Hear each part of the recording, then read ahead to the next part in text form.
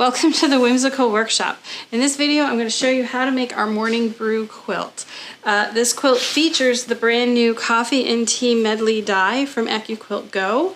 So we're going to die cut all the applique in this quilt. I'm going to use an array of other dies in this project as well. So if you have an AccuQuilt cutter and you have a library of dies, you probably have a lot of these shapes in your library.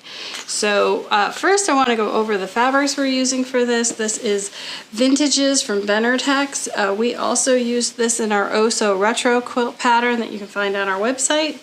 But this was a very poppy, fun, retro-y group. A lot of graphics, there's florals. Some of the colors are super strong, the rest of them are pretty quiet. So I want to take a second to explain where I used the colors, why I used them where I did in the quilt, and how this quilt came to be.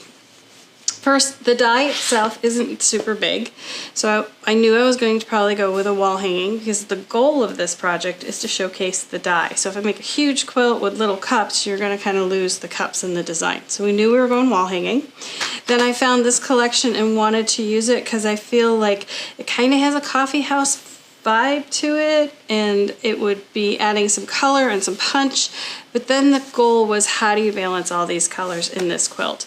So to do that, I first looked at the most vibrant colors, which is that hot pink and lime green, and I used those two for accents on the cup. So you get a little splash of it, but it doesn't overwhelm the cups or the quilt. I also added the hot pink for the cornerstones just to help carry the warmth through the quilt because it is a predominantly blue and purple quilt. Next, I introduced some solids. I used a solid white and a solid gray, and what I did is in the first block I used the gray as the background and the white as the cup, and then to carry both those colors into the second block I used the white as the background and the gray as the cup. So just by flip-flopping those, it created interest and they don't look the same, but at the same time we're carrying the color story into the next block. Then I took the two busiest blueprints and I made sure those were the showcase fabrics behind the circles so that they would pop, and they had, it was a big enough piece to really enjoy the prints. So that's that one, and this really vibrant purple and aqua diamond. And then I went ahead and I worked on sashing to kind of, anytime you're putting two busy prints together, you want to have a quiet sashing in the middle, and these little hands did the trick with the blue because they are almost reading as a solid, but there's some interest in there. And then last, to lighten up the whole thing and to carry out the light from the blocks, I added a floating white border out here. And then to totally not lose interest in it, we did a checkerboard outer border, but we picked two colors that are very, very similar so that it will read as a consistent border, but it still has some interest in it. And then lastly, we used the green hands for the binding. So that's a little sneak peek behind the scenes of how I picked the fabrics, why I picked the fabrics. So the next part of this video is I'm going to show you how we cut all of these on the AccuQuilt die. Not all the shapes are die cut, some are regular cut, and in the free pattern that's available on AccuQuilt's website, it will differentiate between the two. So let's get cutting. So now that I've gotten the straight cutting done, I've actually cut some of my pieces using my dies. As you can see, you can use a large assortment of dies with this project, or you could just have the Coffee and Tea Medley die and cut the pieces traditional method. Applique, this is one of my favorite machines to do applique if the shapes are what I'm looking for, which in this case they are. And I love to do it for anything on bias or triangles, anything fussy, because it cuts it so accurately. So anytime I'm like, even with my experience of 20 years, if I struggle with cutting it, I'd rather use this to cut it. So for our little teacups, we need to put the polka dots on them. So first what you do is you peel all the paper off the dots, and you're going to position them on your cup, and don't worry about if they go off the edges. So you can follow the picture or arrange them however you'd like them to go. They can go into the little hole there, and then you just press it. And then over here, once they're pressed, you just flip it over so you can see the back of the teacup. And just carefully trim the dots following the silhouette of the cup. And that is how we ended up with polka dot teacups. So once you get your teacups done, you're going to go ahead and put a saucer, put them on their saucer. And I like to do all of this before I put it on the circle and the square because it's easier to center things and trim things if they need it. That dot's coming up. So again, so I folded the cup in half and creased it, and I'm going to fold the saucer in half and crease it. And then we're just going to use those two crease lines to mark where the teacup goes on the saucer. Making sure that's vertical, or those two are parallel, and then we press it. And I'm working on an Appi-Fuse mat. We have these on our website, I'll put a link below, but an applique pressing sheet lets you build the blocks before you put them onto their background. So we'll finish those, but I want to show you the coffee cup.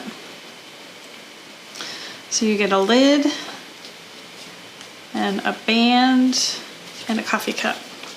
And I use a straight pin. I'm just scratching the back to create like a crack and peel to make it easier to remove the paper. So there's that.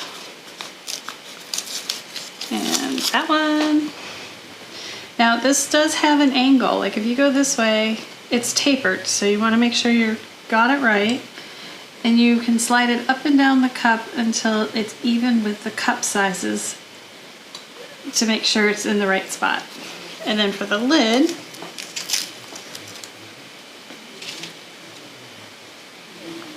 that you can just align the edges.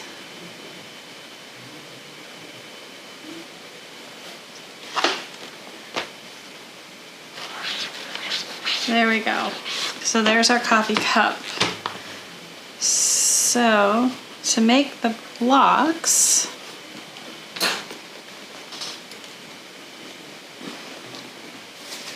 first you take a circle. This is for the teacup. And I'm just going to crease it.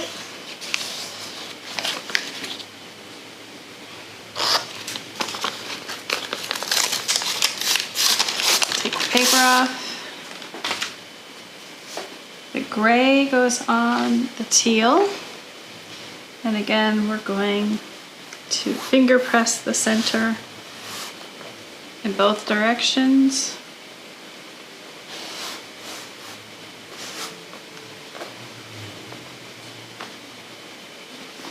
And then we're going to center the circle on the square by following the crease lines. And I'm having trouble seeing it, so I'm actually going to iron it.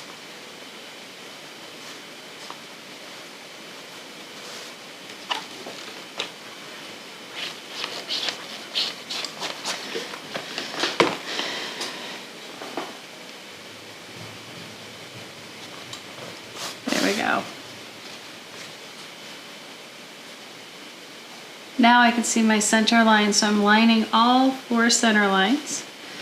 And then this one gets the teacup, which I've already folded this way. And I fold it this way.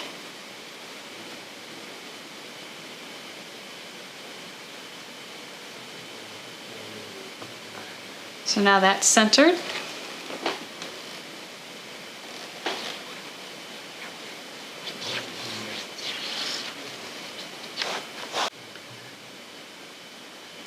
And there is the coffee cup block. And you'll need 6 of these. So the next thing is to pick your threads on how you're going to finish these.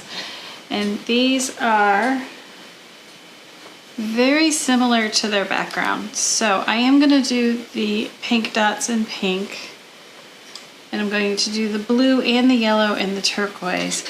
I'm going to do the circle in the gray and in the white, but I think the cup itself, in both cases, I'm going to probably use a navy.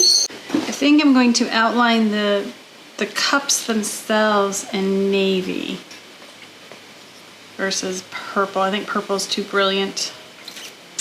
Yeah, navy. So those are the colors I'm going to use. These are all Aurifil 50 weight. It's my favorite thread to use. and there are all different colors, but I'm going to, again, navy for the 2 cups, white for the white circle, gray for the gray circle, hot pink for the dots, and turquoise for those 2. So I'm going to go ahead and stitch these. I've done quite a few videos on this, so I'm going to put a link to a video below that'll show you how to finish the raw edges on your cups, and then once I get these done, we'll be ready to assemble our coffee quilt. So we have all of our teacup and coffee cups stitched. I ended up doing navy around both so that it was a little more cohesive and kind of blended together. So now that we have all those done, we're ready to sew these into rows. So there's 3 blocks per row.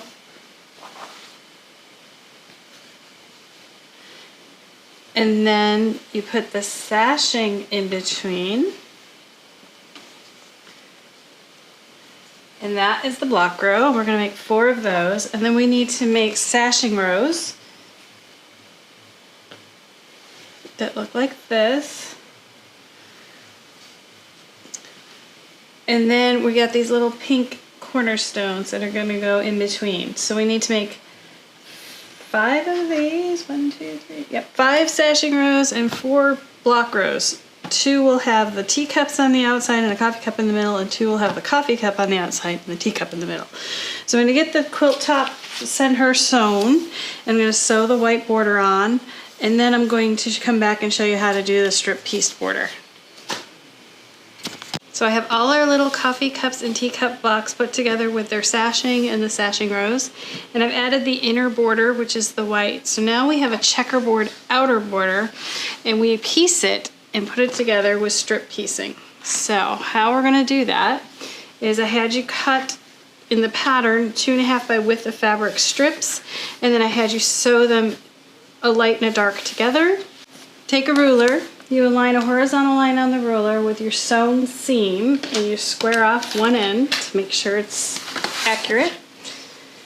And then we're going to flip this over, and we're going to cut 2.5-inch segments from the strip.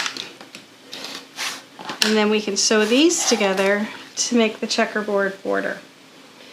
Alright, so here is our Morning Brew quilt all finished and quilted and bound and ready to go off to AccuQuilt. Let me zoom in here so you can see how Monica quilted it. She did this awesome little vine in the white border.